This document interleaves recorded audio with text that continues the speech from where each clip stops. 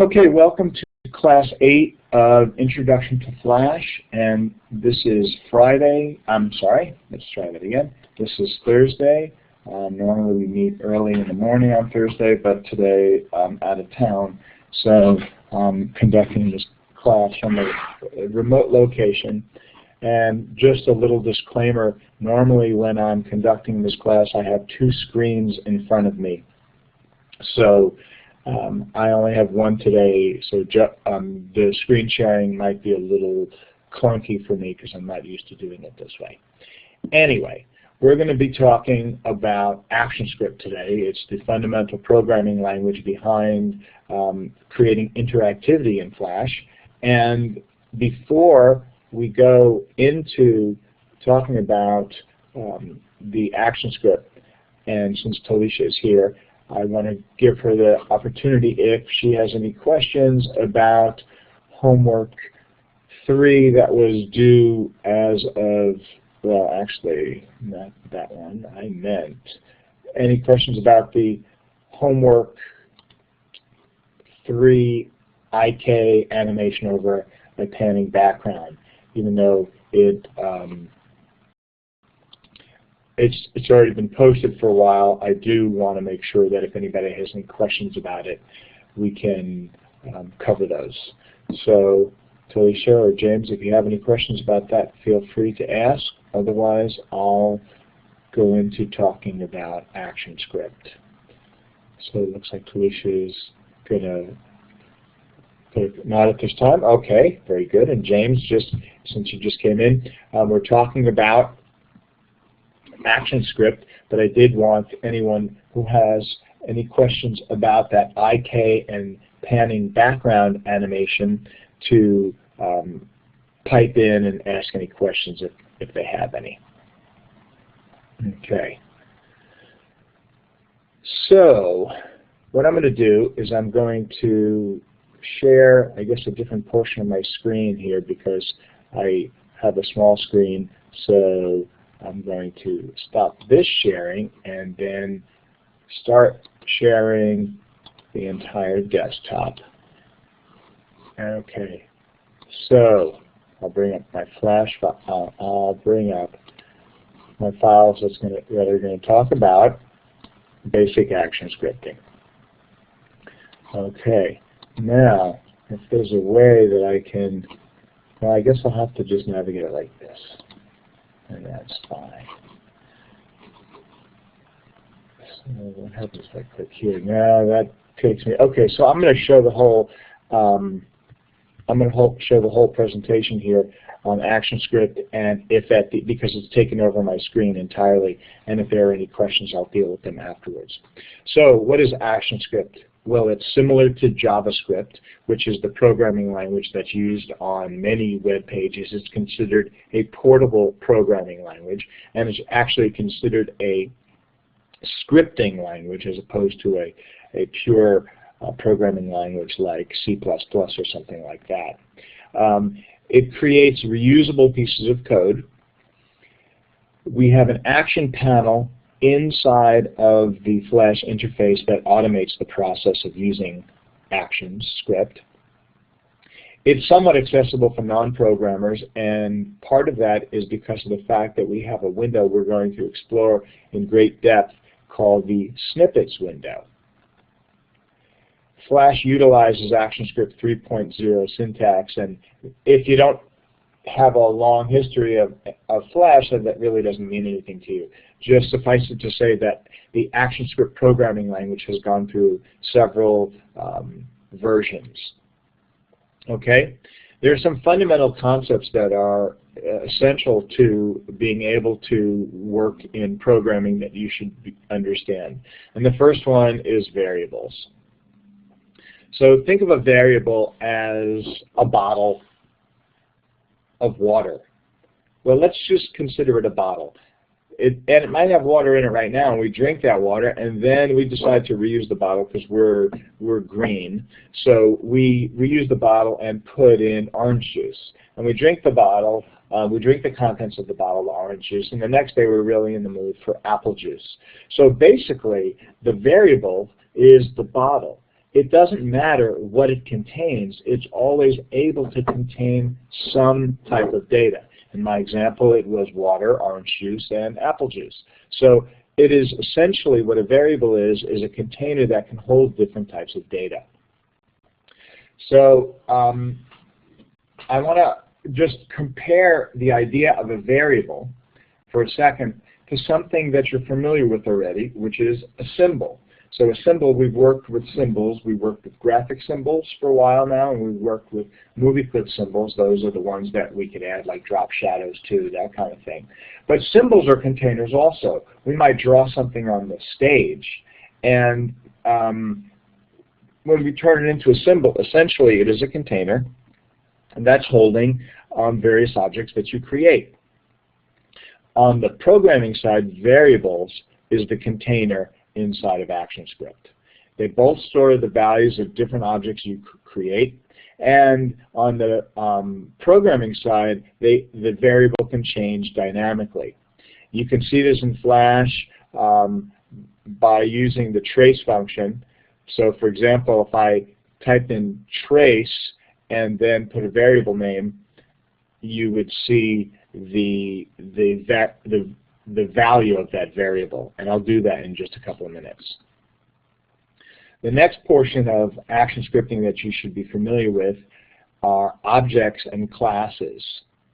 So classes, think of classes as the groupings that are available within the programming language.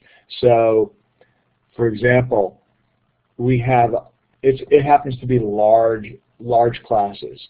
Like, think of a dog as a member of the animal class. Dog would be the object, and animal would be the class. If we convert that into Flash, think of, let's say, the height and the width of a movie clip. The movie clip is the class, and the height and the width of, let's say, a star that we turn into a movie clip. The star is the object, and then height and weight are actually the properties of that object. Okay? So all objects are members of a class and are instances of that class. Objects are data types such as sounds, graphics, text, numeric values. So just going back for a second, just to see where we're at right now, we've got variables, which are containers. We've got classes, which are the large groupings, like we're all members of the human class.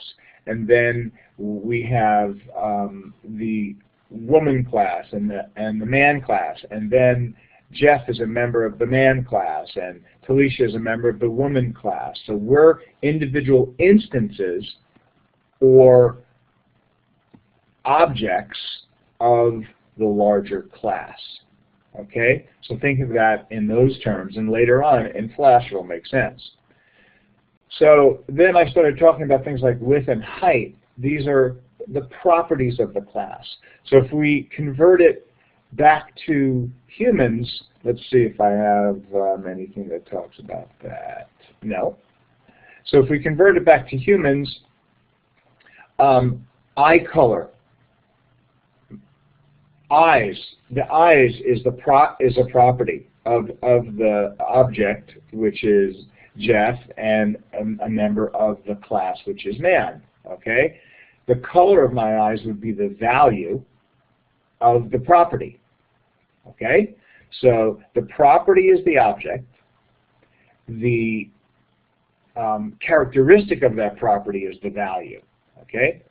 Now in Flash, each class has a predefined set of properties, and we'll be looking into that. Okay? For example, movie clip properties include things like, as I already said earlier, height, width, and rotation. And you can define and change the properties of each object through ActionScript. Usually the way we do that is we assign a variable name to those properties, and then we can use interactivity to change the value of the variable. For example, let's say you have a game and it has predefined characters, and one of the things, this game is create a person. So we have these instances of the human class that are on the stage, and you get to decide the character's eye color or height or weight, and you have these different buttons on the stage that you can use to make the object bigger, change the color, etc., etc. So what we're doing there is we're using ActionScript to interact with our variables that hold the start value of height or weight or eye color, and then we change it with our button. So what happens is that the value that shows up as that eye color or height or weight is a variable value. It changes according to what button the end user is pushing. So okay, so we've got a bunch of terms, and these terms are new terms, and just talking about the terms has a little bit of value, but certainly looking at these things in action will have a lot more value, and we'll get to that. Okay? The next part that's important to understand are methods. So whereas you think of properties as adjectives, you know, color of eyes, height, weight, things like that, you want to think of methods as verbs. So like if you set the volume of the sound class, that's a method. If you tell a playback head to go to a different scene and play music at that scene, that's a method. So methods are verbs, okay? And the rest of the stuff I'm going to come back to a little later in terms of how we use ActionScript to get to call methods, and how we also deal with the syntax of Flash. But the important thing to remember is these basic ideas, and we come back to this after we do a little exploring with these basic ideas, and then we see we kind of see how it relates to Flash. So I'm going to open up Flash here. How do I move a timeline? Okay, so I'm going to jump back for a second because James had a question that he was patiently waiting to have answered while I was giving the PowerPoint demonstration. So I'm going to resize the screen a little bit so we can see the chat window as well as the Flash screen.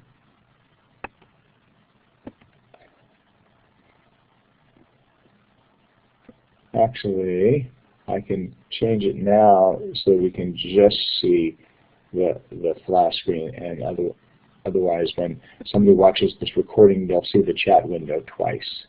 So I'm going to pause the recording for a minute, and then I'm going to change what I share. There we go. Okay, so I want to go back to James has a question. How do I move a timeline along the timeline? I am not really clear what you mean by that. If you can give me a little more clarity, I'll be happy to answer that question.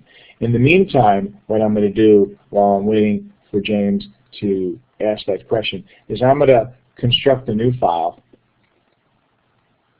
a new ActionScript file, and talk about how various things work in Flash related to ActionScripting. So the first thing that I can talk about is how you can create containers, and we'll just use this oval to do it. Okay, so there's a circle. I'll select the circle, and I'll right-click on the circle or control-click for Mac users, and I'll say Convert to Symbol, and I'll say MC Circle. Okay, and this is going to be a movie clip. Now, immediately, when it's a movie clip, two things happen. The container is the movie clip. And just to get a little more clarity on exactly what that means, here's my library. Here's my container. It's called MC Circle. I can go into MC Circle and take out this circle, and I still have that variable container. That's still there. At this point, it's not holding any value. Well, it's holding a null value, but it's still there as a container. So it's important to understand that idea of a container is once you create the container, whether or not it has content in it, it's always there. So moving the bird motion tween to start on frame 10. So I'm going to get back to James's question here for a second, and those people who are watching after the fact, pardon us if we're jumping around a little bit, but it's just the nature of how things are done. So getting the bird motion tween to start on frame 10. So here's what we see. We see the bird motion hopping along. Well, that's, I wish that was a really simple answer, but let's deconstruct this a little bit together and see what's really happening here. So we have a cat and we have a bird. Those are two layers inside of the Flash timeline. The cat doesn't look like it animates at all. Yet, okay, because it doesn't. The bird is on a motion tween, and so this part of the answer is actually very easy. To get the bird motion to start on frame 10, all I have to do is click on that first frame, make sure that just that first frame is selected, and then I can move it down to frame 10. Let's see, it didn't work, so that's okay. What I can do is select the whole layer and then drag the layer so it starts on frame 10. Okay, so what happened there is I dragged the entire layer. I'll do that again because the first time it didn't really work. So I select that layer bird and I simply drag the entire timeline so it starts on frame 10. Does that answer your question?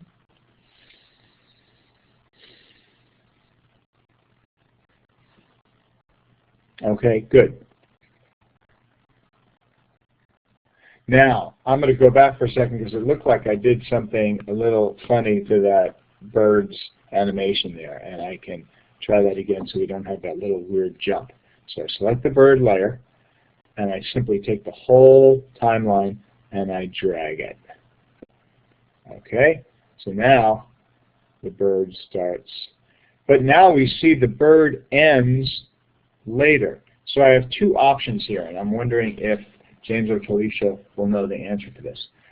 My two options are to shorten down the bird timeline or to lengthen the cat timeline. So let's start with the cat timeline. What would be the easiest way to lengthen the cat timeline so it matches the number of frames in the bird timeline?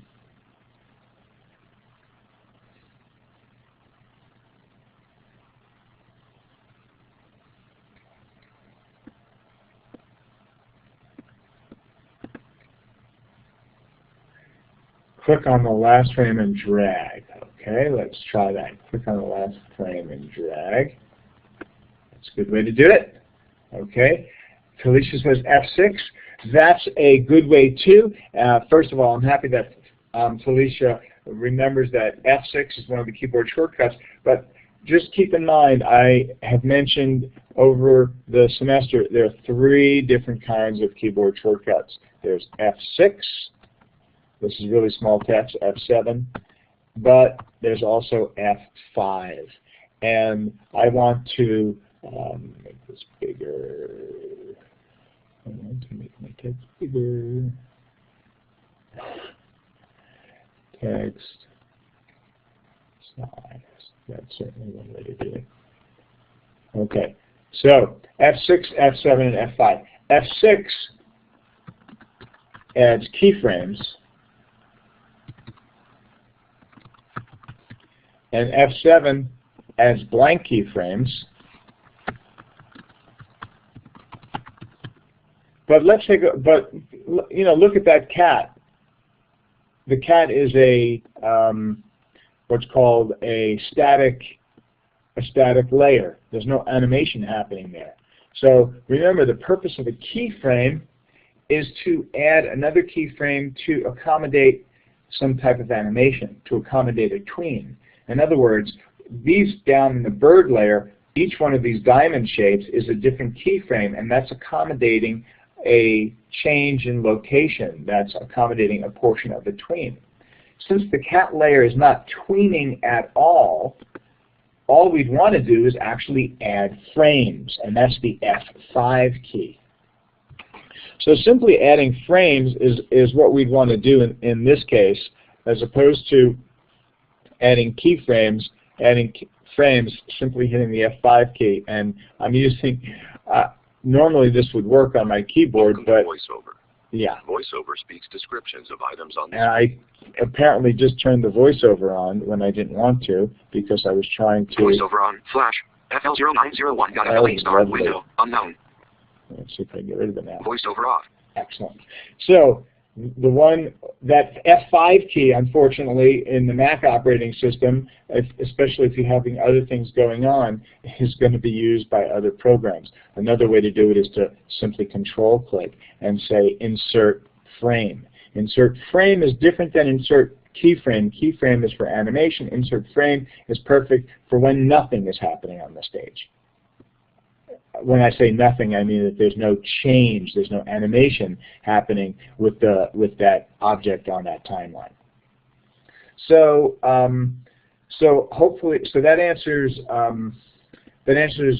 James's question about how you move the timeline. Now we're going to go back and we're going to talk about the concepts having to do with action scripting, which are really important for us. And we're going to see that in play in a whole bunch of different examples. So I mentioned earlier that a movie clip is a symbol, is a type of a variable because it can hold different values. But an advantage of the movie clip is that I can actually assign a name to the variable and then use ActionScript to change the properties of that variable. So I can call this circle1.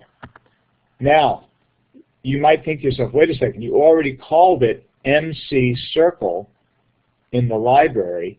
You gave that object the symbol name MC Circle. But remember, what I was talking about earlier is that this circle on the stage is an instance of that object. So I might want to have two circles on the stage. So if I held the Alt key down and drag the second one over, then I don't want them both to be called circle 1. I might want the second one to be called circle 2. So now I have two objects that are related to the master copy or the symbol in the library. And now it's interesting to start exploring how can I use action scripting to control that. So that's what I'm going to do here. And I'm going to do it in several ways. First, I'm going to use the method that's great for you to use when you want to do some programming really fast. You bring up, from the Windows panel, you bring up code snippets.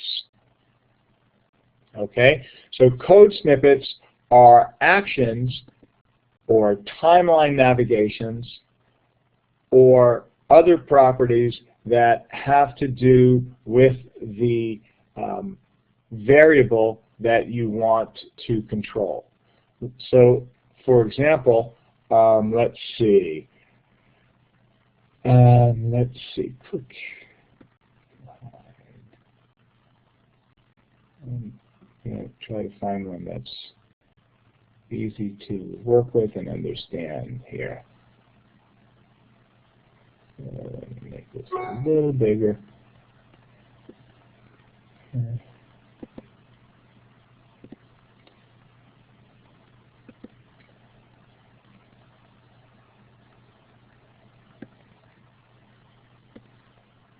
Okay, So here, I'll do something like this. I'll drag this. I'll drag this animation. Well, that one's pretty complicated. Let's see if I can do an easy one, like move horizontally. I'll drag this on top of. I'll select this object here, and then I'll double-click on Move Horizontally, and it puts some script on my timeline. And let's see if I can get this window. Like I said at the beginning, my usual workflow is to have lots of space to work with, and today, because of the fact that I'm teaching from a remote location, I don't have all of that. So I'm going to make sure that I word wrap this. And basically what we're doing here is we're creating a line of code that can help you understand a lot of what ActionScript is about. Because it has it has really two pieces to it, or three pieces to it, and I'm going to go through each piece. So as I said earlier at the beginning, what ActionScript has is it has variables, right? So my variable name here is circle2, right? It's actually this object, okay? And then I have the property of that object, which in this case is x. How do I know what x means? Well, x is along the horizontal axis. So what this is referring to is the location along the horizontal axis. So this top left-hand corner of the stage is an x value of 0. Okay? So if I see circle 2x, we're talking about the value of the property x location. Okay? And we're talking about it in relationship to the object circle 2, which is this object here. Then we see this little thing plus equal, and then this here, 100. So we know that x is the property, that's the location along the horizontal axis. We would imagine that 100 is equal to the value, and in this case you would be correct. So 100 along the horizontal axis means that it's going to be 100 pixels from the top left-hand corner of the stage. Okay? So the thing, though, that we haven't gotten clear yet is what's this piece in the middle. Let's change it for a second. Let's just set circle2.x equal to 100. Okay? And I'm going to just copy this code for a second.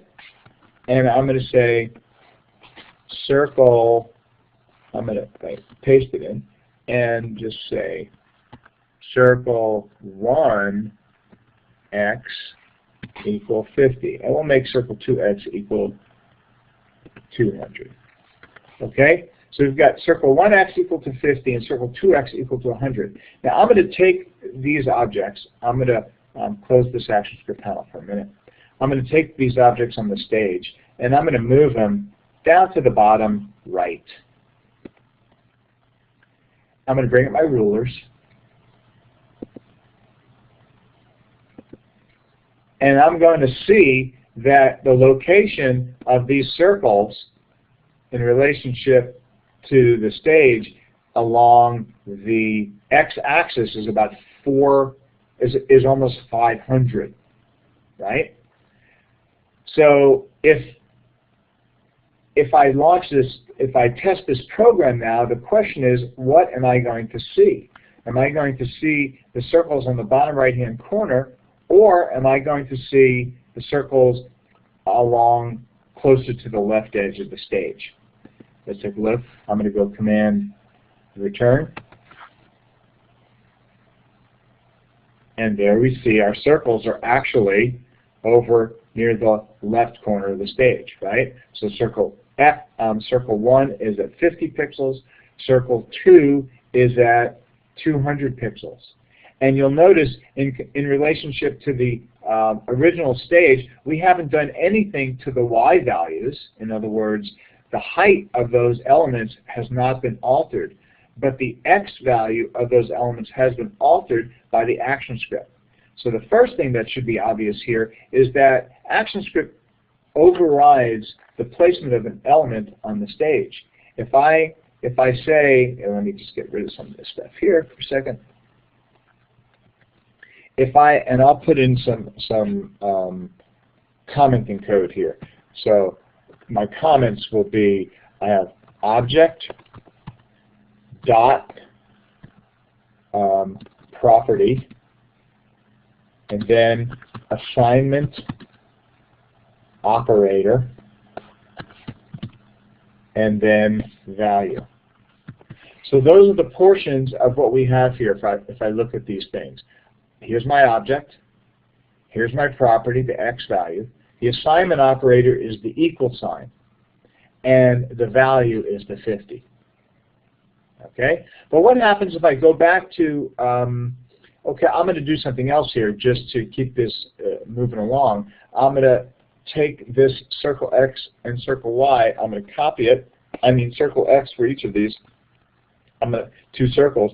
I'm going to copy this and make this circle Y, and make this circle Y.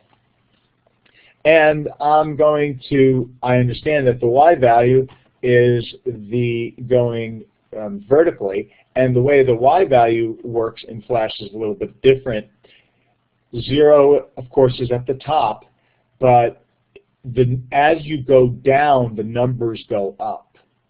So if this is Y, this right here, this corner right here is X0, Y0. As I go this way, the X numbers go up. But as I go down, the Y numbers also go up. So if I say circle X is going to be at 50, which is like right over here, and I want circle Y to be at 100, then I'll say circle Y 100. Now I want circle 2, its Y value, also to be at 100. So what's going to end up happening is I'm going to have a circle show up right over where those crosshairs are, and I'm going to have another circle show up where these crosshairs are, okay? Because my ActionScript is overriding my placement of the element on the stage.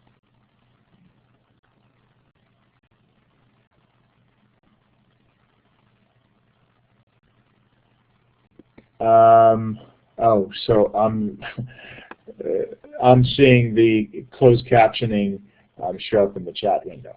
Okay, so I'm going to now test this, and we're going to notice that when we test this movie, that our elements are going to show up near the top of the stage, and they're going to be side by side instead of stacked on top of each other. Okay, so there they are. There's my elements side by side instead of stacked on top of each other. So what we see here are some basics about programming in Flash, and the basics that I want you to remember for tonight are, for today, it's tonight where I am. So the basics that I want you to remember for today is that you have objects followed by properties, and then you have an assignment operator, and then the value. Okay? So now I'm going to use a different assignment operator, because the assignment operator that I'm using right now is saying I want circle X to equal to that. But if I said, like in the earlier example, circle X plus equal, then what do you think is going to happen?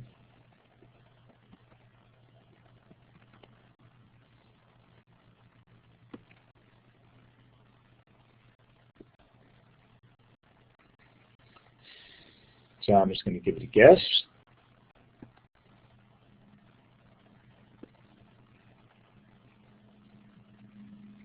That's right. It's going to change in relationship to where it's located on the stage instead. So I'm going to move this over here for a second, and I'm going to move this over here for a second. And what that script is making happen here is that circle X is going to add, and let's just see, I mean circle 1, and we want to identify which circle is which. So I'm going to pin this script here so I can still see the script. There we go. So this is circle 2. Okay, I'm going to make circle 2, I'm going to change the name of it. I'm going to call it circle red, so it'll be a little easier for us to identify. And we'll call this one circle blue.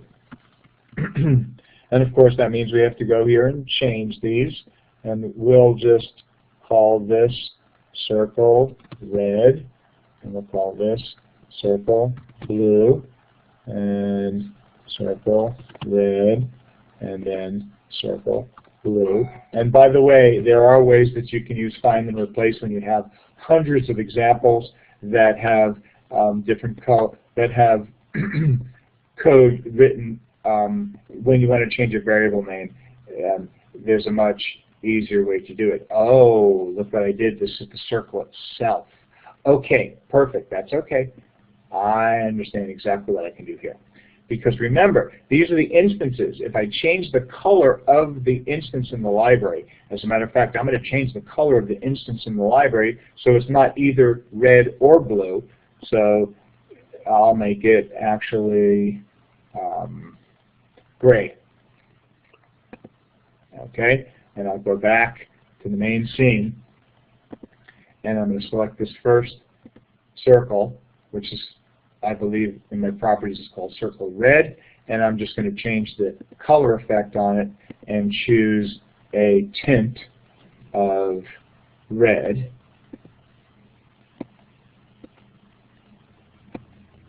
And then I'm going to select this instance of it, and I'll use the color effect, and I'll change the tint of this to be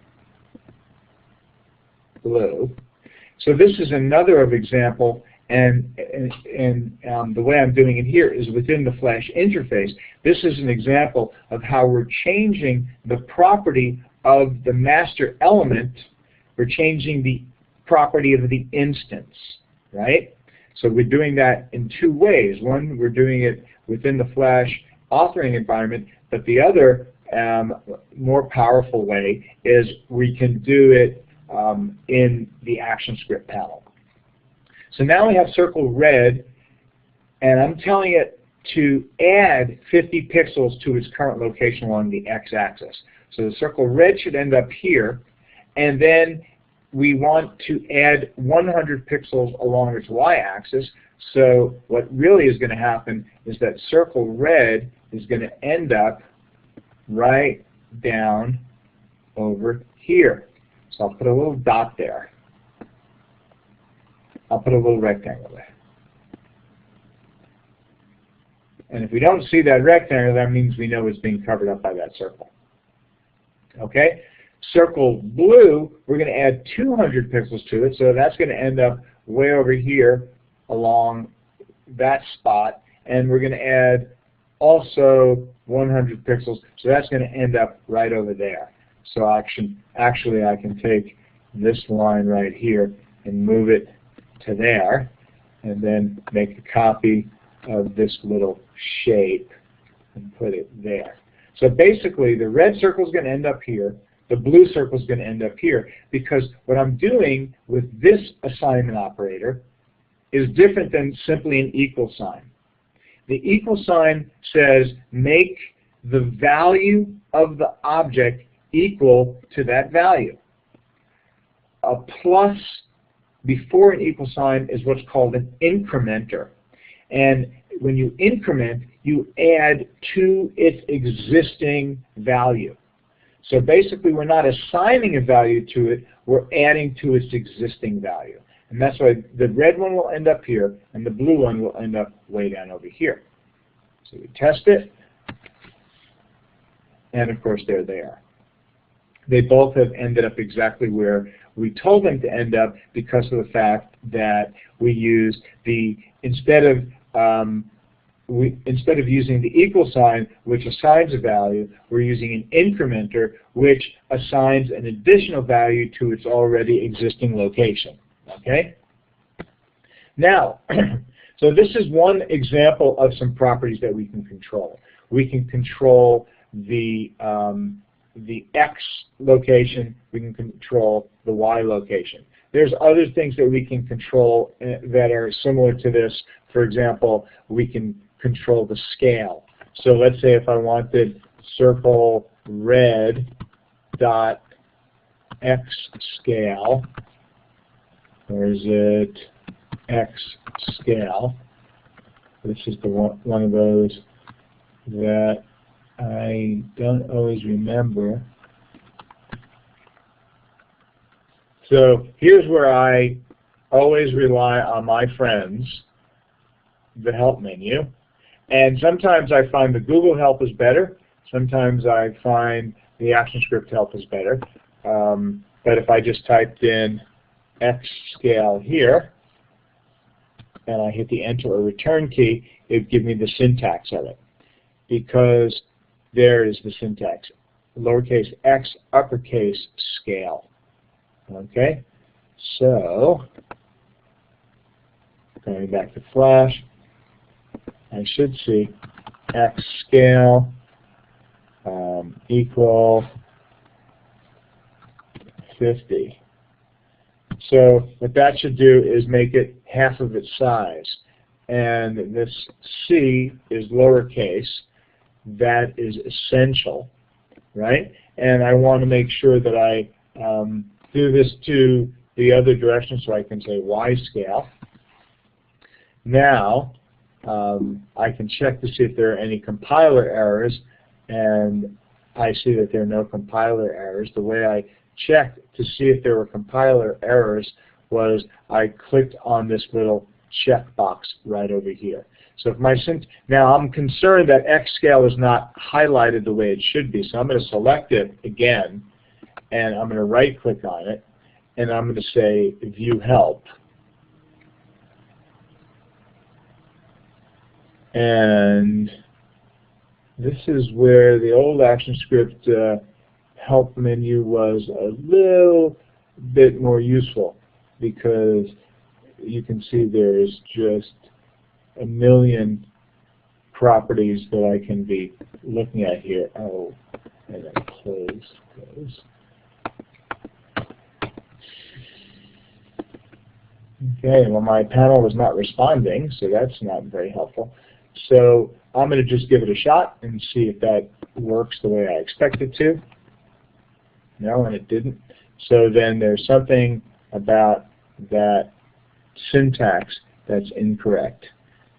I'm going to jump out just for a second to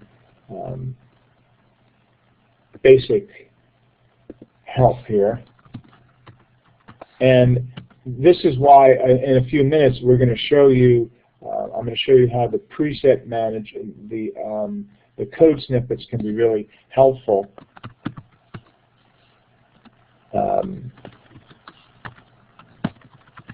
When you're worrying about my keyboard is responding very slow. Okay. Let's see.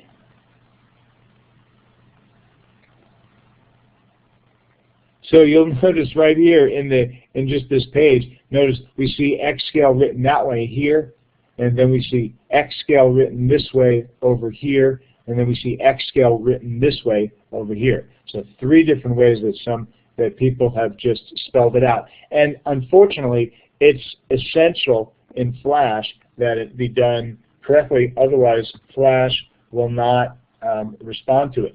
Any variable that you create has to turn, any property that you use has to turn blue.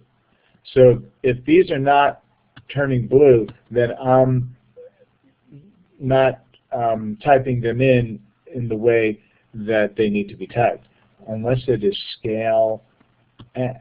Oh, there we go, scale X. Okay, scale Y. See the fact that, the fact that those two words turned blue means that the ActionScript compiler is saying, oh, that's what you're trying to do. Anytime you're using any property in Flash, it should show up in the ActionScript window as blue. Now when we test this, there we go. Our ball, our circle is now half the size. And of course, if we wanted to, we could make circle blue twice the size by going circle blue.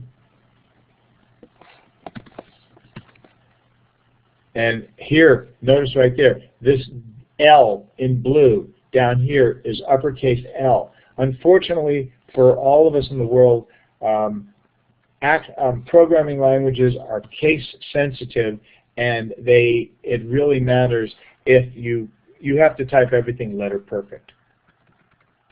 So if I now type it in like this, circle blue scale X equal 2, circle blue scale Y equal 2, it should be twice the size. Okay? So these are some very straightforward examples of how you can control an object with properties. Okay? Now I'm going to extend this to putting something on the timeline which will make this just a little bit more interesting. So I'm going to reset my essentials. I have a very small screen that I'm working with, but that's how it goes. And I'm going to go out on layer, here's layer 1. I'm going to put a little text on the top that says, this is start. Okay, and I'm going to select that text, and it looks like it's white, it's gray text. So I'll turn it black, and we'll move it down a little bit. And then I'm going to go out to frame 20, and I'm going to hit the F6 key because I'm going to change something out here. And the reason I hit the F6 key, well, normally on my keyboard I would hit the F6 key. Here what I have to do is right-click and choose Insert Keyframe. Okay? What I'm going to do is I'm going to say this is finish. So we've got two things going on here. We've got the action panel. We've got the actions that are in the first layer of my timeline. And then we've got a layer below it which has several objects that have instance names. One's called circle red, one is called circle blue, and we're using ActionScript to control their location. But now we want to use ActionScript in another way. So I'm going to select my actions, where is it? Window, actions. I'm going to select my no, that's not what I want. I want the preset manager. I'm going to choose window, not preset manager, code snippets. And I'm going to say timeline navigation. And I'm going to say click to go to frame and stop. Okay? So I'm going to select this red ball, red circle, and go to code snippets. And I'm going to say click to go to frame and stop. And now there's a whole bunch of things that come up here that I'm going to have to discuss with you. I'm going to get rid of this code here. I mean this this help information. Okay, so I'm going to actually make one more change. And I'm going to say this is red's stopping point. And then I'm going to put in another action, another keyframe on frame 40, and I'm going to say insert keyframe, and I'm going to say this is blues stopping point. So the first thing that we did was we took a bunch of objects and we controlled the properties of those objects, right? And we used values that we assigned to the properties. Object dot property equal value. Object dot property assign a value. Okay? So there's a question, John? Go right ahead and ask. Does that suggest that we'll be going over how to assign an action to a keystroke? Sure. Yeah, that's certainly something we're going to do. Now, remember, today, this is our first. Tonight, what we're really doing is we're just getting a handle on ActionScript concepts. We might cover a keystroke, that type of stuff, in a later class, and if I don't have time to cover it and there's a likelihood of that, then I'll at the very least point you in the direction of where you would find that information. But so that's the first thing that you want to remember. You've got your object, and in programming language you use a dot syntax, so it's the object dot the property, and then your assignment value, and then your value. That's how you construct for properties. But remember earlier, and I'm going to say these below are properties. And then I'm going to go down here. I'm going to say these below are methods. Because I talked about methods being verbs and properties being adjectives. So changing the size, changing the location, those things are adjectives. They're describing an object. Making things move, sending them to different places, those things are methods. So what I've done here is I've constructed a timeline that actually has 3 little pieces to it. It's got 3 keyframes, and each keyframe, frame 1, frame 20, and frame 40, have a little bit different content. As a matter of fact, on frame 40, I'm going to get rid of red. On frame 20, I'm going to get rid of blue. Okay? So we start here, and we get to here, and then we get to here. But we have to have a way to get to these different places. Okay? So the way we get to these different places is we program it. I selected this circle here, and I used the window code snippets to basically say click to go to a frame and stop. As soon as I did that, the code was written for me, and let me just double click on that to get that out of the way. The code was written for me, and basically what it did was it constructed the syntax that I need to make that kind of action happen. And the syntax is the following. Again, it starts with the object, circle, circle red, that's my object, dot. But this time, what I'm using is something called an event listener. And this is complicated. There's no way around it. It's just how the ActionScript is constructed, and it's just very fortunate that we do have code snippets that will enable us to write these things painlessly.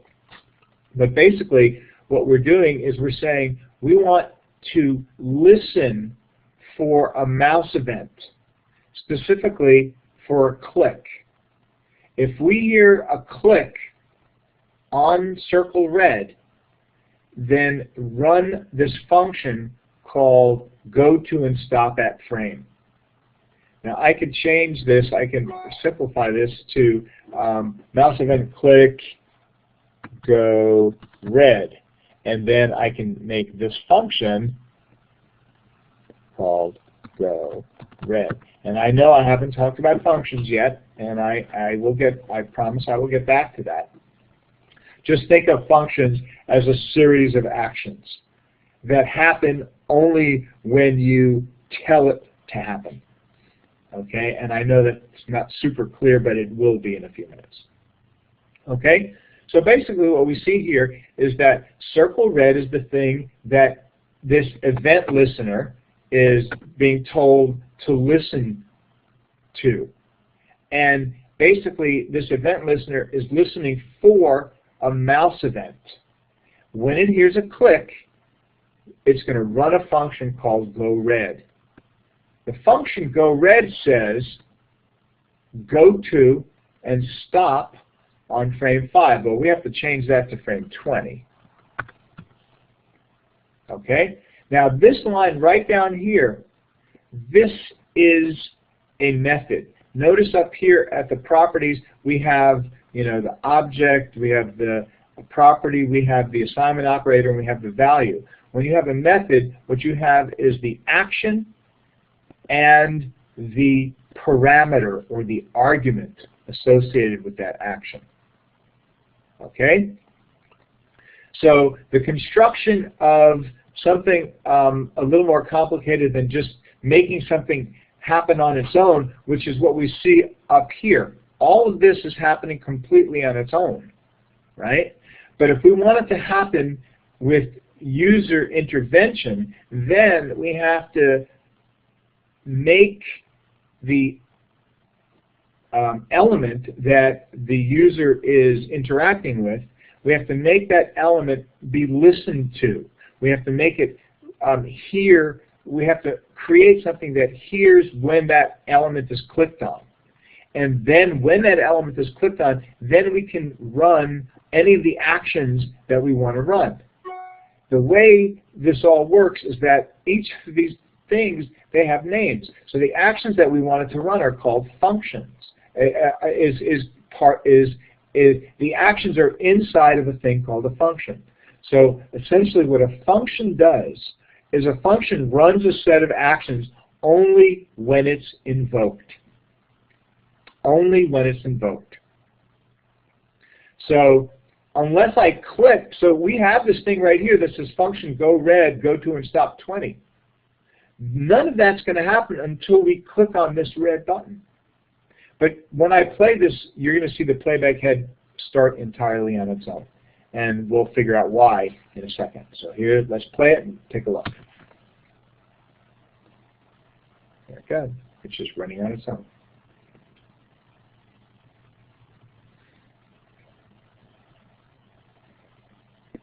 So, why is it running on its own? Look at here's our hints for that. Look at our timeline. How many frames does our timeline have in it? And look at our actions panel. What does what's going on that causes this Flash movie just to loop the way it is? Which is exactly what happens, by the way, in everybody's projects 2 and 3. And of course, there's no problem with that because you don't know how to make it not continue to run. So the question, though, is why is it running? Why isn't it just stopping on frame 1?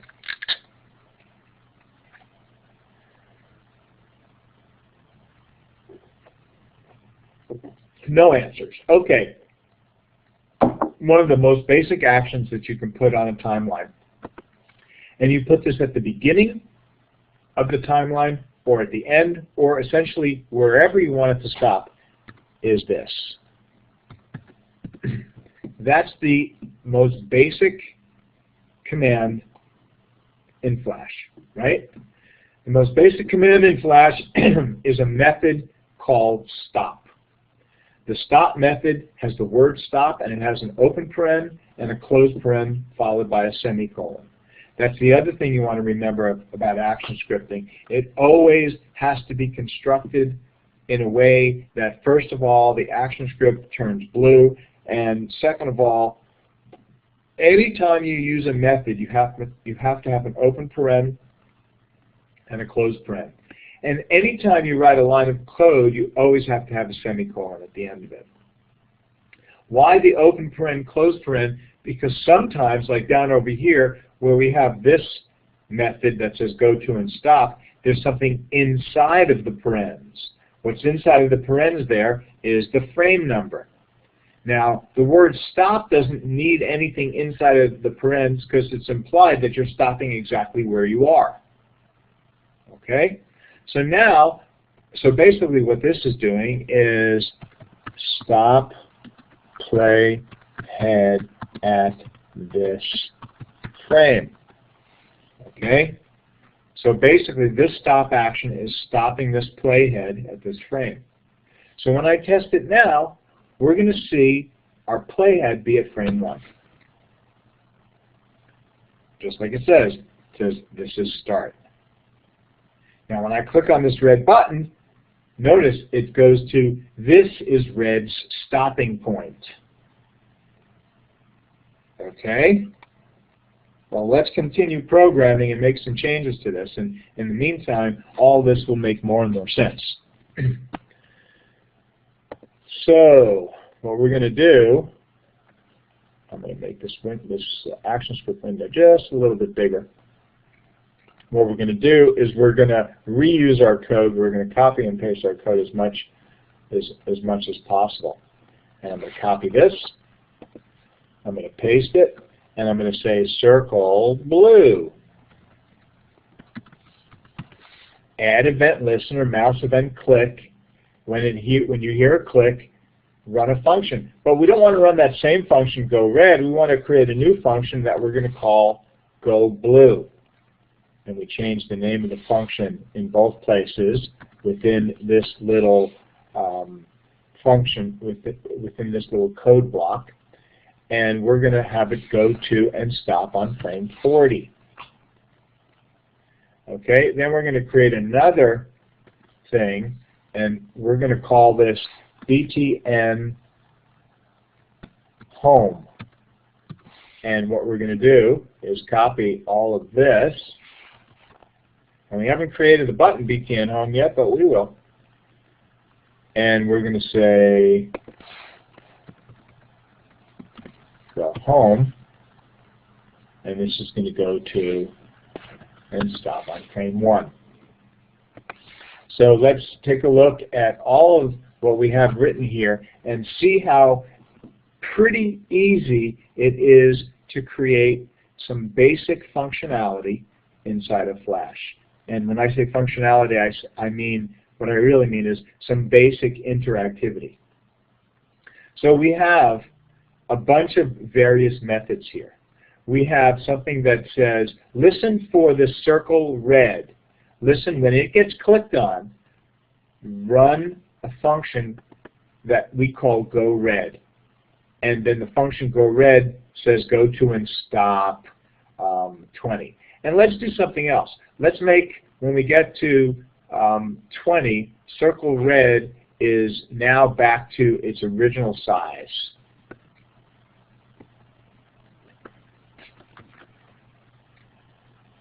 And I'll just copy that and paste that in here. And we change these values.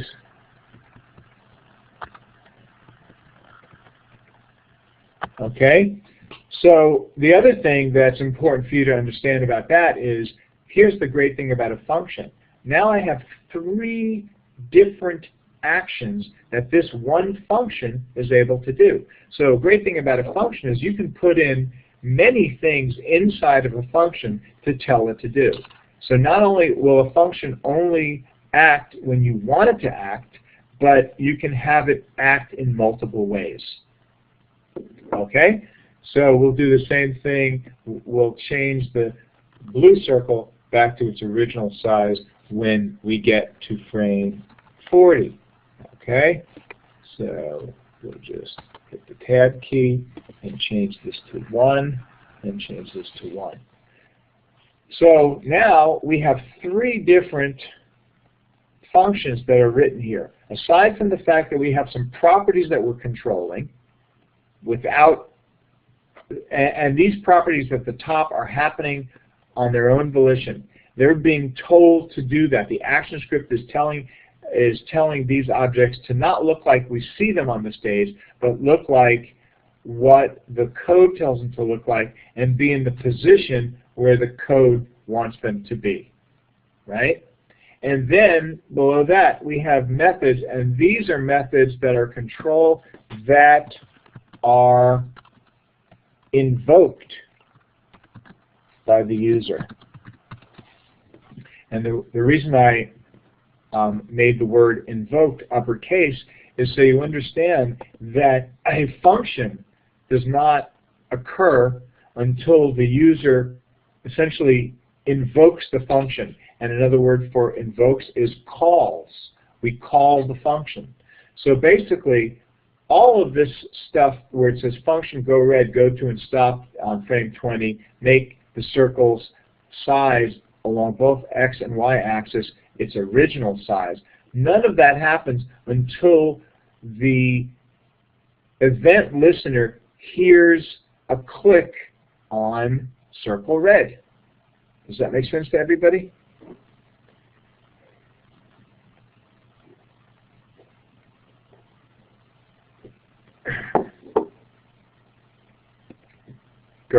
Thank you, John. I'm glad, because sometimes this stuff can, be overwhelming, especially for people who, are more in the art world. They're like, oh my God, I thought I finished with math.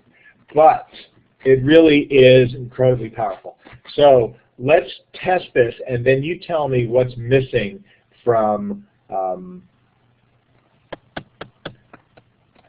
You tell me what's missing from this. Okay. So I click here. Uh-oh, what did I do? I took something out of the code. Let's get back here, put in, access identify. Oh, yeah, because I didn't create that button. Yeah. So look, okay, so here's lesson learned. So let's take a look at that code. Notice at the bottom, I said something about button home, add event listener, and when the button home is clicked on, run this function called go home. But Flash said to me, access of undefined property btn home. What that means is that button home has not been created. So I'm trying to get something to happen with button home before it was even created. So we might as well create it now. I'm going to use the tools that I would normally use to create a button.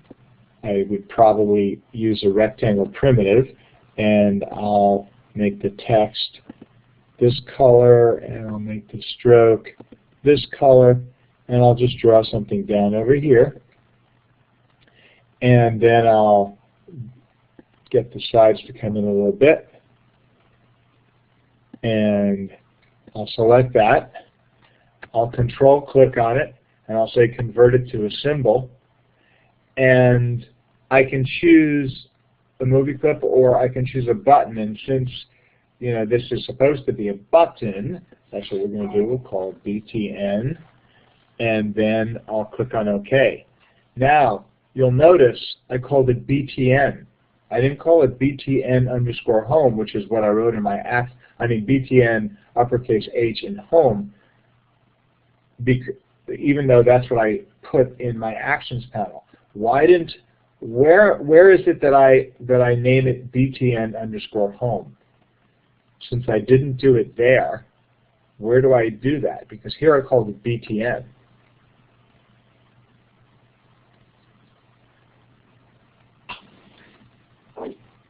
So where is it that I go to name, to give this, like this one here, this is circle red, this is circle blue, but it's not in the library named circle red or circle blue. In the library it's just called MC circle. Okay, so I'll say that part again. So in the library, this circle is called, in the library, all circles are derived from this object. This object is MC Circle.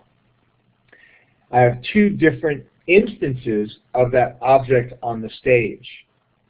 The instance name of this one is Circle Red. The instance name of this circle, even though in the library it's called MC Circle, the instance name is Circle Blue.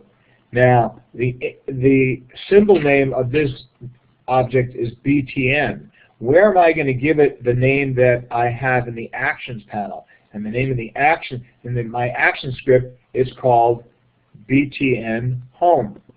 So how am I going to assign that name to that object? Click on the instance, exactly. So I select the instance, and where do I go now?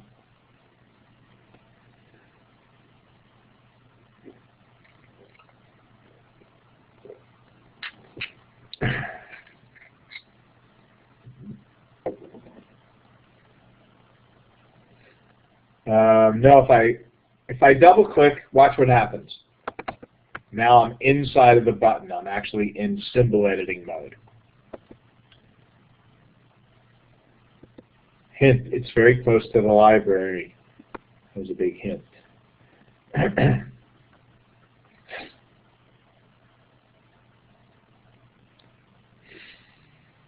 Properties. Bingo, James. I click on Properties, and right at the top, I can give an instance name to a button also. So this is where I'd call it BTN Home.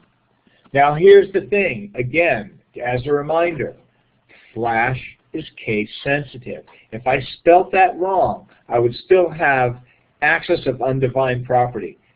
So whatever my name is up here, it has to match the name in my action script. Okay? I'm going to go to my timeline, and I'm going to have to do a couple of things here. I'm going to have to select that button, and then go out to frame 20 and paste that button there, and go out to frame 40 and paste that button there. And I might even go into my library for right now, double click on that button, and put some text on it that says Home. Select that text and make it a different color, because otherwise it's going to not show up at all. And this slow process that I'm working in, you know, it's a lot faster when you're not working on a laptop and screen sharing. So now when I test my movie, the playback head is stopped on frame 1. As a matter of fact, I'm going to bring up my bandwidth profiler. My bandwidth profiler shows my frame numbers. Okay? Get rid of these things here. So I see this is start. I click on this red button, and it takes me to frame 20. It says this is red stopping point. And notice red is back to its full size because we told it to be back to its full size. Blue, which back on frame, I'm going to go back home. Look how big blue is at home. Okay, click on red. We get to red where it's normal size. We'll go back home. We click on blue. We get to blue, which is back to its normal size. And we click on home, and it goes back like that. So what you're seeing, and you can see the frames are advancing to specific locations as well. So what we're seeing here is that in ActionScripting, and now I'm going to go back to that PowerPoint thing that I had going here, and I'm going to ask you, are you seeing the PowerPoint, or are you still seeing Flash, folks?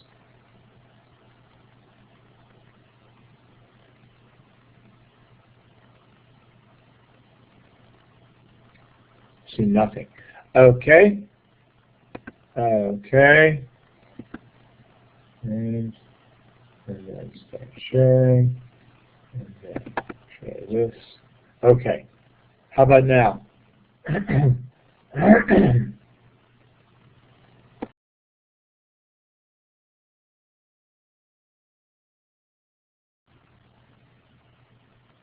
Actions panel.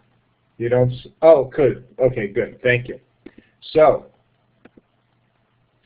let's see. We talked about variables, and now the variables hopefully make a little bit more sense. Let me resize this a little bit so I can see the entire. There we go. Okay. We then talked about objects and classes, and I think that makes a bit more sense now. We talked about properties. We saw some properties in working order. We saw some methods in working order, some examples of methods like I showed you earlier. Cancel. Here's my text. So some examples of methods might be something like stop. Let's see, and look at PowerPoint. It tries to uppercase that for me when I don't want it to. Something like stop, and that's a typical method. It doesn't have anything inside of the parentheses. Go to and stop might have something in the parentheses like that, which tells it to go to a specific frame, right?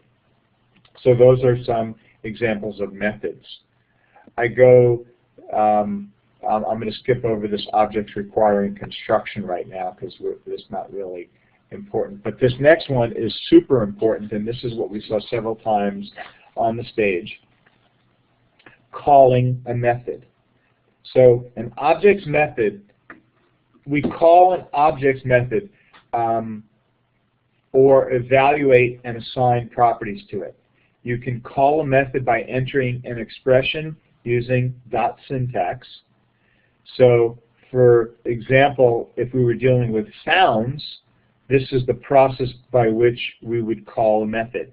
You would now this gives you an example of what's involved, that it's fairly complex. That first you have to load a sound, then you have to listen to the sound, listen for the sound, and then you have to control the sound in a bunch of different ways. Okay, but it's an example of the importance of calling a method, which almost always involves listening. So you almost always have an event listener that listens for a method. Okay? Now, as I said earlier about the objects, properties, and values, a statement uses dot syntax to put all the pieces together. So like I showed you on the stage, you've got a movie clip, and we had circle red as an example, right? Movie clip, and let's just call this circle red.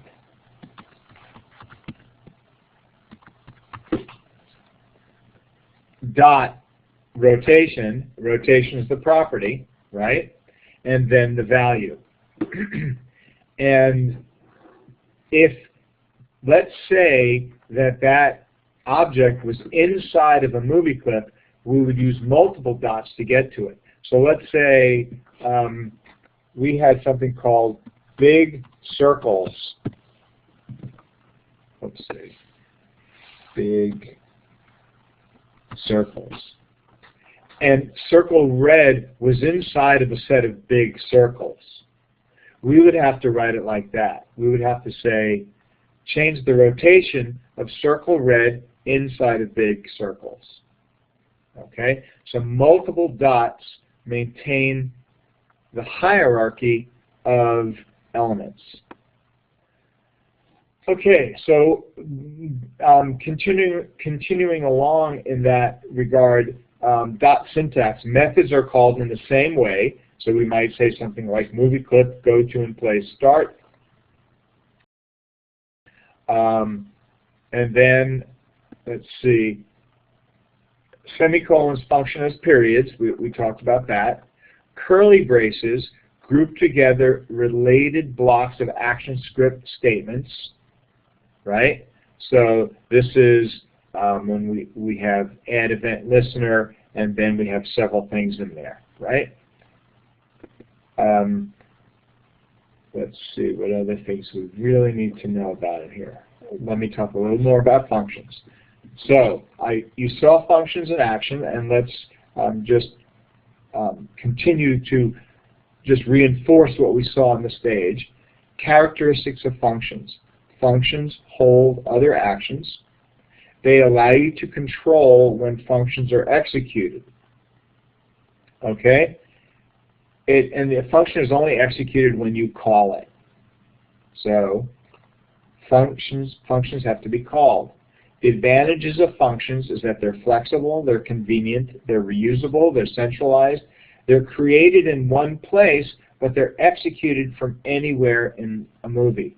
So for example, if you have 3 buttons that are located in 3 different movie clips with the same purpose, we can put one copy in a function on the main timeline and invoke it from each button. So this is what I mean. I'll go back here. And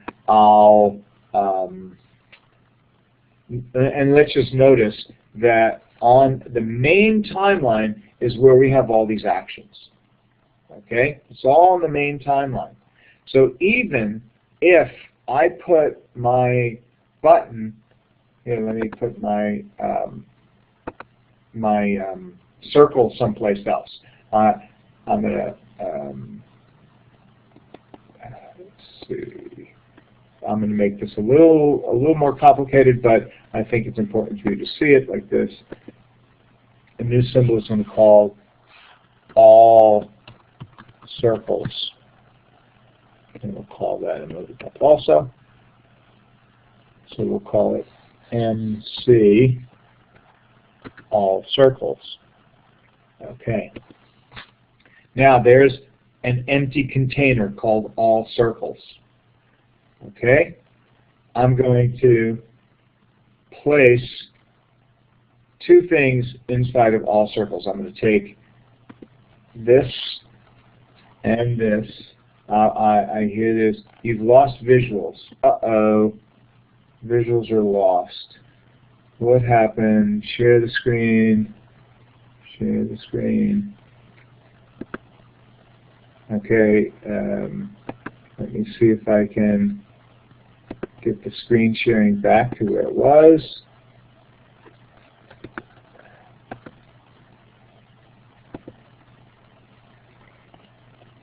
Tools, application sharing.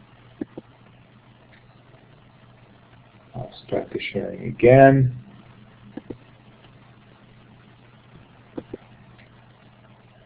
Okay, can we see it? Can we see it now? Okay, so back to what I was talking about. And keeping the threads together is a little tricky, especially on the road like this. But basically, what I was saying is that the advantage of a function is that all the code can be centralized. So this actions layer here is a single frame, right? And all of these commands and all of these actions and all of these functions are happening from there. But even if these circles weren't even on the main stage, they can still call those actions. So I'm going to select this, and I'm going to select this, I'm going to cut them, and I'm going to go into MC all circles, and I'm going to paste them, and this one's called circle red, and this one's called circle blue. And now I'm going to take that MC all circles and put it on the stage. I have to make a few changes for my code now. I'm going to take all of the scaling out for right now. We don't really need to worry about that right now. I'm going to get rid of some of this extra stuff so we can just focus on how functions are flexible and better because of the fact that it can live in one place regardless of where all the rest of the code is. So now we're saying circle red and circle blue have to listen for certain things in order to work. But now circle red and circle blue actually live inside of big circles. And that's the instance name. So this ties in with that multiple dot syntaxes. So now since I have to go inside of big circles to find circle red, I have to add that to my path. Okay? And the same thing is true with circle blue. So basically what I'm saying is, look at big circles. Inside of big circles you'll find circle red. I want you to listen for a mouse click and then run this function go red. The function go red says go to and stop on frame 20 of this main timeline. Okay? Now I'm going to have to go to those places and take these things out and paste the other ones, because that command is always now looking for two circles nested inside of a symbol that has them both. Right? So I'll put that there. I'll go out to frame 40. I'll take this off and I'll put those there. So now we have ActionScript that's telling us to look inside of big circles where we'll find circle red and we'll run the commands to get to a specific spot. Do the same thing with circle blue and go out to frame 40. And then at any time, if you click on button home, just go back to the first frame. Notice the BTN home does not have, it doesn't say big circles dot circle blue. In other words, this object, button home, BTN home, is at the root. It's at the main timeline, right? So we don't have to try to follow its path to get into the movie clip where another movie clip is nested. Okay, now when we test it, I click here. That's red stopping point. I click here. That's blue stopping point. I click home. It goes home. Red, blue, home. Okay? So, getting back to our PowerPoint, and I'm going to bring up PowerPoint, and I'm going to stop this sharing. I have to swap the sharings every time I change applications. So that idea of functions being created in one place but executed from anywhere in the movie is important for you to keep in mind. Functions have certain fundamentals. You declare them, you invoke them, and there are arguments and parameters associated with them. Sometimes there's a termination and a scope, but termination is not important. The main thing is you declare it and you invoke it. Okay? And I showed you how that stuff works. So you need a function name and a block of statement to perform. So we had, for example, function go red. And then you have all the different things that you want that to do. Creating the function itself does not execute the function. It simply creates it. Right? Keep that in mind. Wait a second. We see the screen now, don't we? We see my PowerPoint? Yes, thank you, John.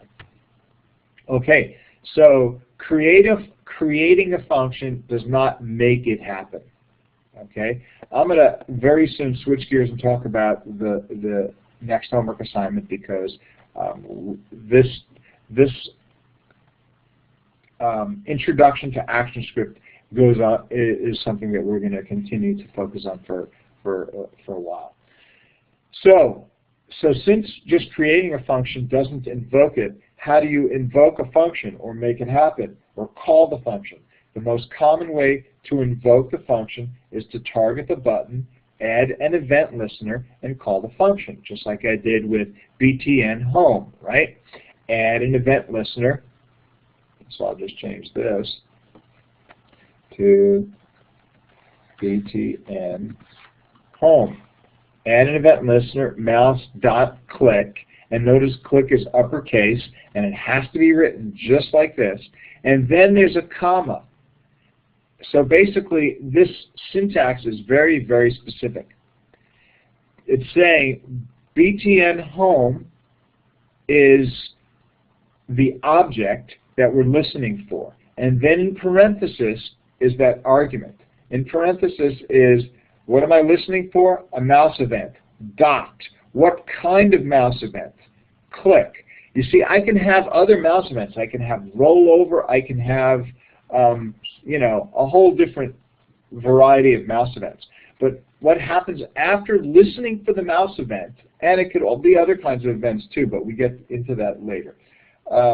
But what happens after I listen for that particular event, I have a comma.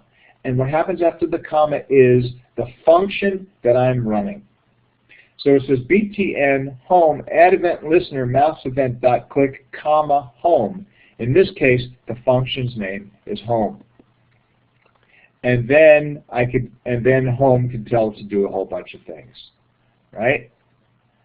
So let me, at this point, we're going to come back to some of these elements of functions at a later date. I'm going to close the PowerPoint, and I'm going to talk to you about the homework assignment. The last sharing app has exited. I'm going to bring up Flash, and you will be seeing that as soon as this starts. Okay, so I'm going to close this untitled here. We don't need this for right now. Okay, I'm going to talk to you about what happens in the book in relationship to homework number 4. Okay, so homework number 4 has a cat on the main timeline that's doing absolutely nothing, right? And I'm going to, yeah, we'll leave the bird just like it is. Okay, and then the bird shows up, and there is a motion tween, right? So when I run this, this is what I see.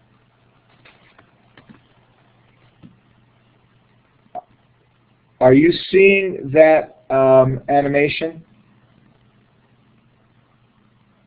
Okay, good.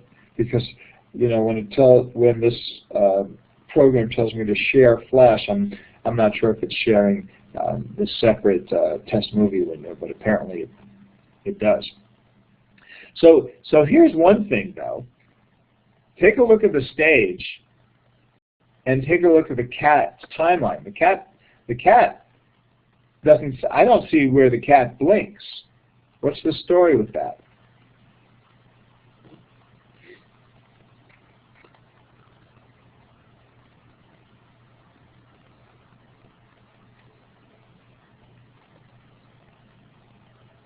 Movie clip with internal animation. Thank you, John. Exactly. So I go to my library, I double click on cat eye, and I see that here's the cat's eye, and it's a static animation, but then it has a keyframe on frame 35 and a keyframe on frame 38, and then it disappears on frame 40. So essentially, this is a frame-by-frame animation. Right? So basically, that cat eye has something going on in it. Now let's see this whole layer here. This element that we see in the properties is called a drawing object. This is just a drawing object. Right? All of these pieces that we see here are just drawing objects. It's only the eye right here and the eye right here that's actually a symbol. So we have the bird. We know that's a symbol because, after all, it is having a motion tween, and we can only motion tween symbols. And then we have the cat eye, which is a symbol. And as John said, the animation for the cat eye is happening inside of the movie clip's timeline. Now, there's a couple of things that you should notice. This main timeline is 50 frames long. The cat's timeline is 40 frames long. So what's going to happen is that the cat is going to blink right here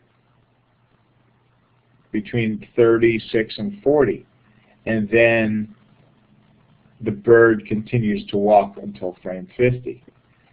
Again, let's see what happens when I bring up my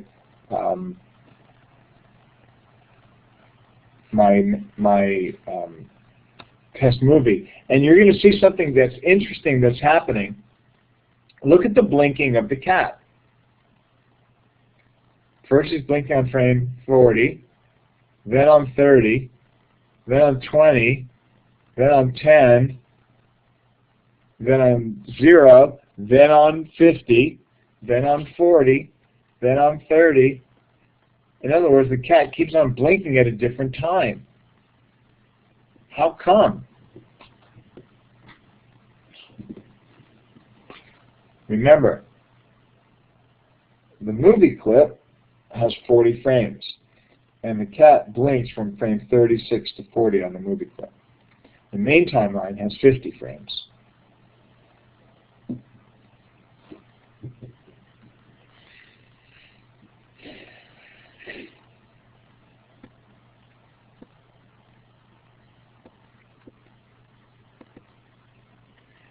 So while John is trying to, the movie clip has its own, yes, not only does the movie clip have its own separate timeline, but this is something that you must understand about movie clips. Type it big here. Come on now, give me a frame to type it on. I'll type it here.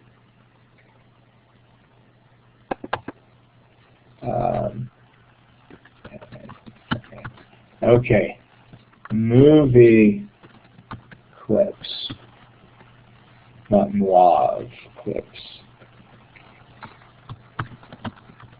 Movie clips. Independent timelines. This is the key factor that makes movie clips different. Their timelines are independent. Even if this was one frame, here I'm gonna make a change to this real fast. I'm gonna get rid of the bird layer. I'm gonna get rid of all the frames in this movie except for the first. This is the problem with not having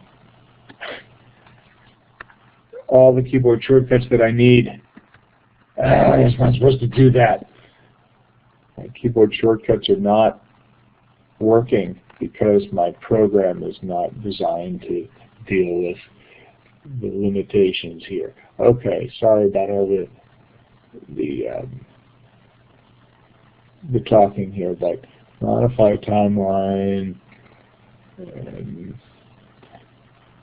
Where's get rid of frames? This is the easiest thing to do when you have the ability to use keyboard shortcuts. But apparently it's hard to do when you don't.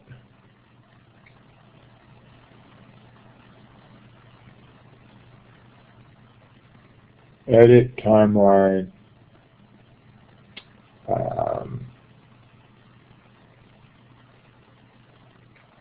Cut frames. Okay. So now I don't want to cut. I want to get rid of the darn frames. Shift F5 is how you get rid of frames, and this is not allowing me to do that.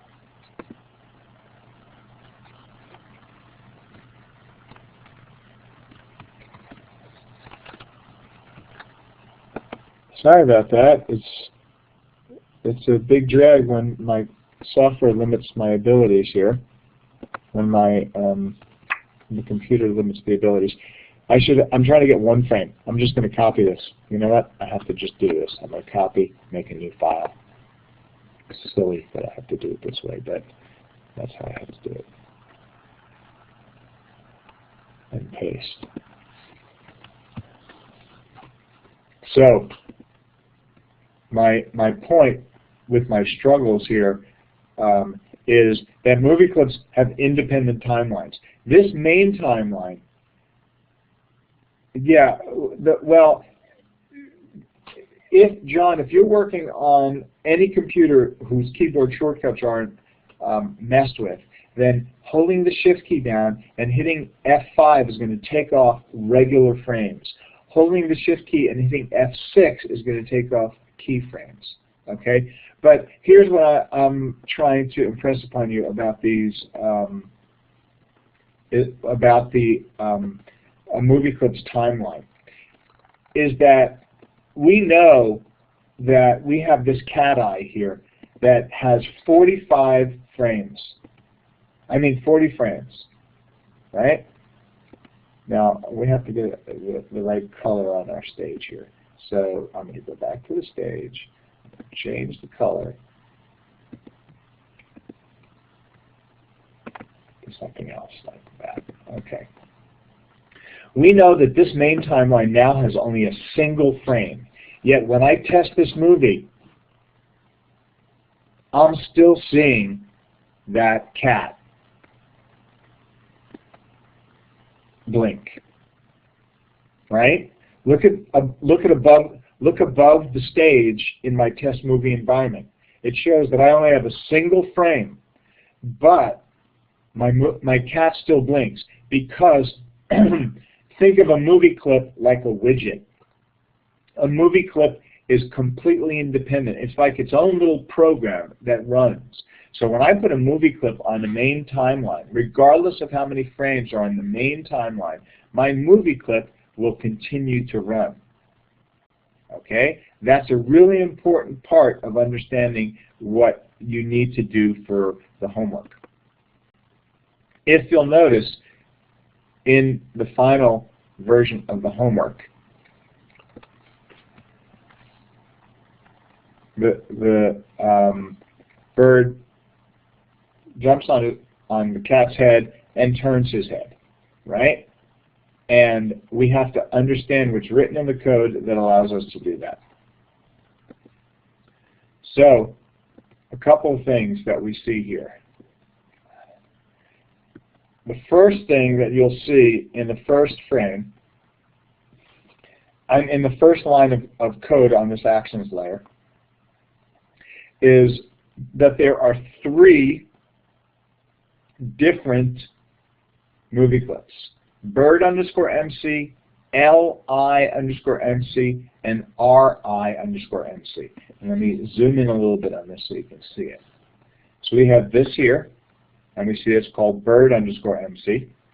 We have this here, which is called LI_MC, and we have this here, which is called RI_MC. Okay? And then we have these actions that are telling us that the bird should be stopped, that the left eye and the right eye should be stopped. Okay? And then right away we see this thing called function. We see a function called play the clips. BirdMC, LIMC, and RIMC. Make them play. Okay? So let's run this. They get to frame 42, and now all of a sudden the eyes of the cat are blinking and the bird's turning its head. So there's something going on that we need to see, and I want to see if I can put it all in one place for you to make it a little easier to understand. So I'm going to copy this. I'm going to put it up here on the stage. Make a little text field. And I'll paste it. And then I'll go out to frame 42, and I'll see that there's more code there that's important for us to see. Copy that. bury that for a second. Go back to that first frame.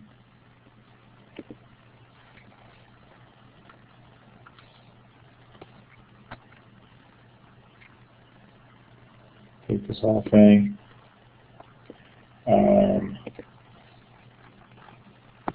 Last frame. First frame. Okay, so let's see how all this interacts to do what it's doing. Copy it and paste it over here.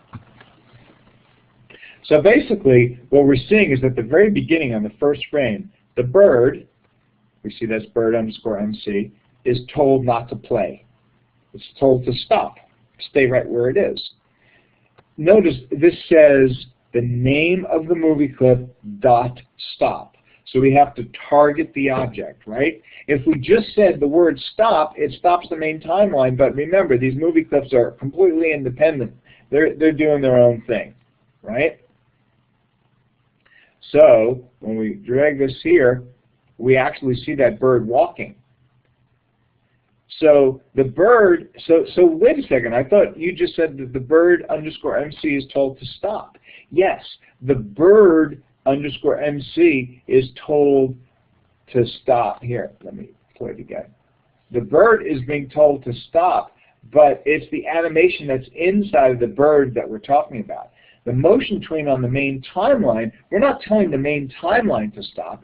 We're just telling whatever's inside of the bird to stop. And see what's inside of the bird is this over here.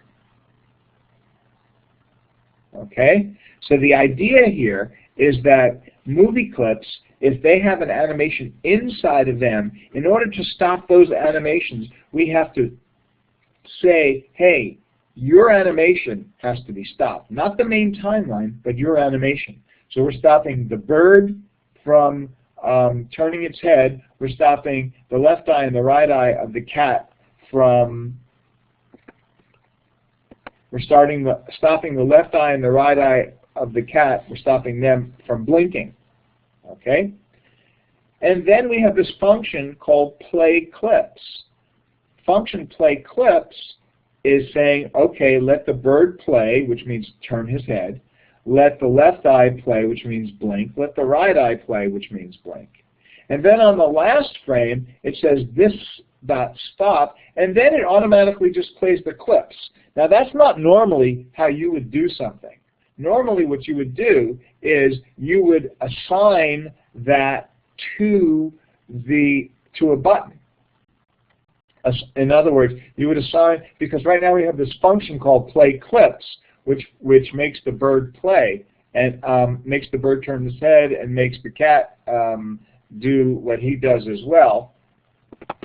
I just want to make this a little smaller, and I don't want to go crazy with time here, but I do want to get to this last point, so I think it'll help. And the other thing that I'm going to mention now is that keep in mind I've got the movie that I have on my webpage that will walk you through this whole process very easily.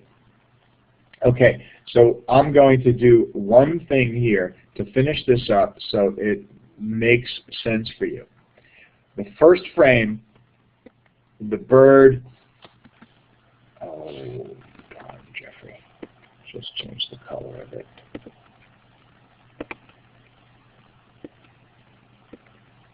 Okay. So the first frame, all three of those elements that we've already talked about are not playing. That's what's inside the movie clip. It doesn't stop the bird from walking across the stage. That's a motion tween that's on the main stage. Then we have this function that is also put on the first frame that says, make all those things play. And we make it part of a function that we call play clips. But it shows you, since none of those elements play at the beginning, it shows you that functions only work when they're called. It's not till the last frame that we're invoking or calling that function play clips. Now normally you wouldn't just put that function on the timeline, you'd put it on a button so somebody would interact with it. That being the case, I'm going to select the cat. I'll create a new layer so it's just a little clearer, and I'll call this button. Okay, and I'll go out here and create a button, and then it's actually right now a shape. Now I'll modify it and convert it to a button, and I'll call it BTN Play. Okay, and I'll make it a button type of symbol, and I'll click on OK. And then I will go to this last frame, and I'll have to, before I do that, I have to do what here? I have to go up to the Properties panel, and I have to give it a name, right? BTN Play, Play MCs. BTN Play MCs. Okay, so the function Play Clips. Right now, the way this is set up on the last frame is that the playback head stops on the last frame. That's fine. But Play Clips happen automatically. What I would rather do is I'd like to have the playback head stop on the last frame, but I'd like to be able to have to click on that button in order to make this Play Clips function happen. Right? So I'm going to take that out, and I'm going to go, where's my thingy? Okay, let me close this. This isn't the way. Let's save that. I'll go out to my last frame here. I'll select Actions. I'll bring up my Actions panel, and I'll take out where it says Play Clips. And I'm going to use some helper script here, which I'll alter. So I'll select my button. I'll go to my window. I'll go to my code snippets, and I'll say play a movie clip. I'll click here, and let's see. No, that's not what I wanted. Let me try it again, because I have to have an event listener to play function. So, go back to window, go back to code snippet. I can fudge it here by just going like this. Okay, so that's going to actually work fine. And all I have to do is make a few little adjustments. Play clips. Okay. Let's see. Okay.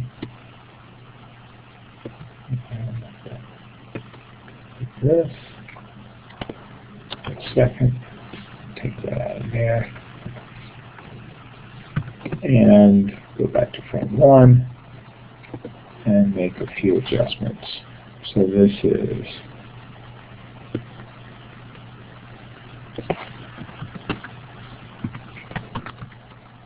because I can't always remember the syntax the way it's supposed to be written. So I like to use whatever help I can get too, rather than type it all out. So basically, this is what I've done. We've got bird MC stopped, left eye and right MCs all stopped on the first frame of the main timeline. Then we write a function called play clips, just as it was written before. The only difference is we're telling play clips. Now you have to listen for a mouse event before you do anything. And then this colon void, just assume that it has to be there. then what we're going to do is say all these things that we stopped, we're going to actually play. But here's the thing. This function's on frame 1. It's not being invoked. It's only being invoked at the end when we see this dot stop, and actually this we shouldn't even have on the end either. We can put this on the beginning because it makes more sense that not only do we create the function here, but we say that that button that's on the timeline, listen for an event and then click on that button. The only thing that's on the last frame is stopping the playback head on the last frame. So now what we have at the beginning is this.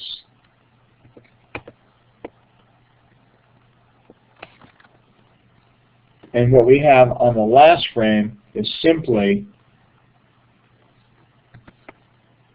stop, this dot stop. And when it says this dot stop, it means this timeline.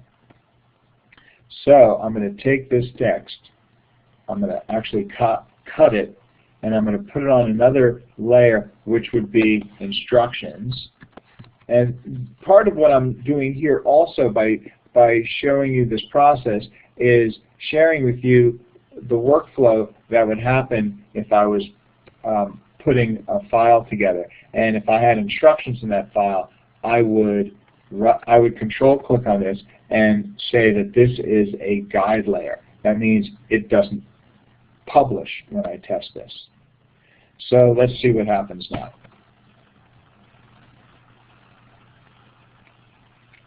The bird jumps up onto the top.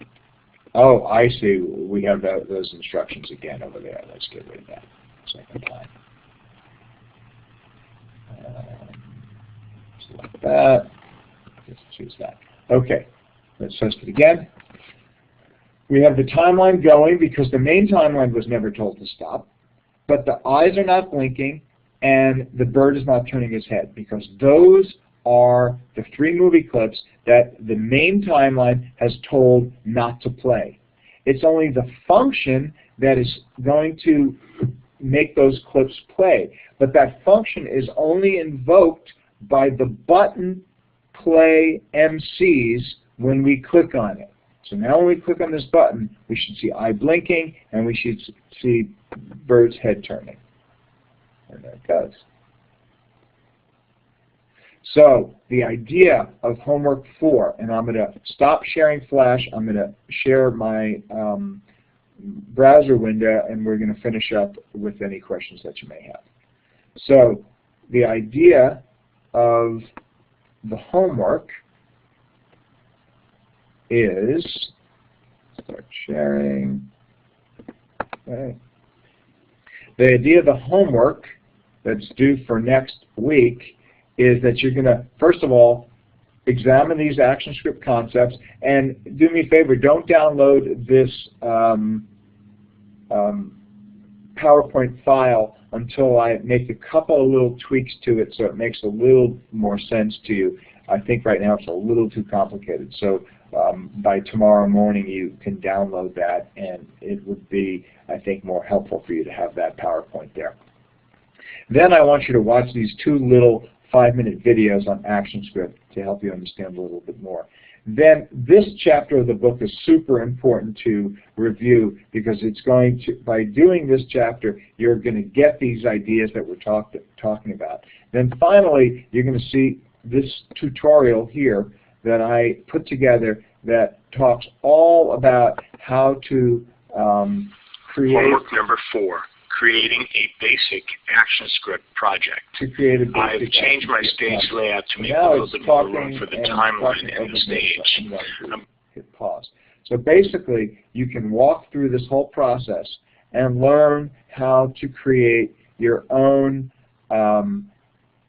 first ActionScript process that's completely an extension of what I've been showing you today, what's in Lesson 9, and what is in this tutorial. Okay? So then, after you watch that tutorial, you want to go through the process of creating an original animation based on Chapter 8, and that it includes the ActionScript approaches used in Lesson 9, which is stopping and starting both the movie clips and the main timeline.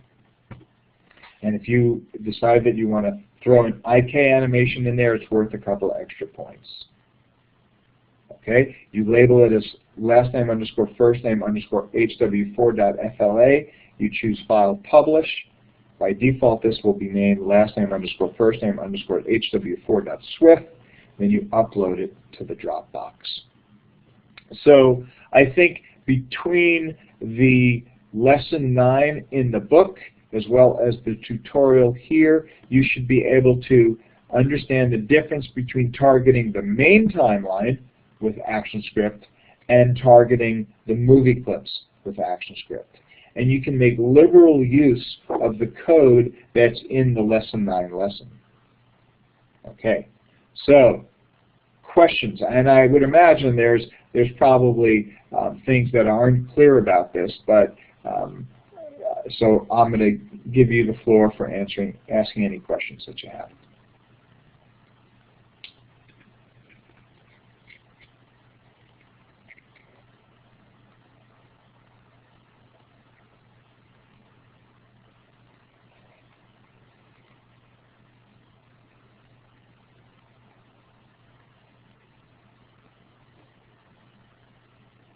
ActionScript is, yes, it is very similar to JavaScript, yes. So if you know JavaScript, James, then you're going to be way ahead of the game. Now for John and Talisha, who are also in the room, like I said, don't download the ActionScript concepts until tomorrow morning. But do go through this Lesson 1 and Lesson 2 of Doug Winnie's videos on ActionScript, and do review Lesson 9 in the book. And all of what I've been talking about, everything from event listeners to methods to properties to independent timelines, all of these things will start fitting together as you use those resources. Okay? Good. Good to hear, John.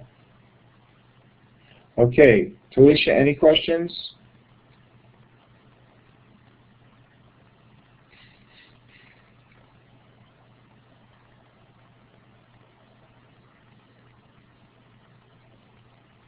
Okay, no problem. Okay, so that's going to be a wrap for tonight. I will be available during office hours. I sent an email out 2 days ago indicating that my office hours tomorrow will be, I think I said 2 o'clock. I'm pretty sure that's what I said. And you know, to get to my office hours, all you have to do is to select the online resources and go to my online office, and then you just enter your information here where it says enter as guest, and you come into my room. Okay? So thanks so much for showing up. I'm glad I see some new people in, because normally in the evening, in the morning, I see some other folks who are not here tonight. So if you do have any other questions, email me offline. Otherwise, thanks very much, and I'll see you all next week.